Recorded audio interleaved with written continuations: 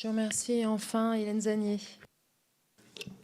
Merci Madame la Présidente. Ma question portera elle aussi sur l'action de l'Agence nationale des titres sécurisés. J'y associe, excusez-moi, j'y associe ma collègue Naïma Mouchou. Comme j'ai eu l'occasion de le dire dans mon intervention précédente, l'un des aspects importants de la modernisation des préfectures, c'est bien la dématérialisation des procédures de délivrance d'un certain nombre de documents.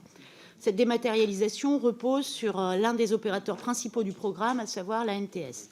Les premières années de mise en œuvre de ces procédures ont révélé effectivement des difficultés et des délais de délivrance des titres parfois très longs. On a tous été sollicités d'ailleurs par des particuliers dans nos permanences. Ces délais ont ensuite été grandement améliorés en 2019. Il faut quand même le souligner. Et les objectifs de performance de la mission promettent des délais encore plus courts en 2020. J'en viens donc à ma question.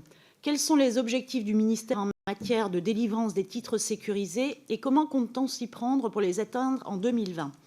Je vais y ajouter, je l'ai un petit peu évoqué, puisqu'on a parlé de petite polémique, une question très rapide d'actualité qui concerne le dispositif ALICEM.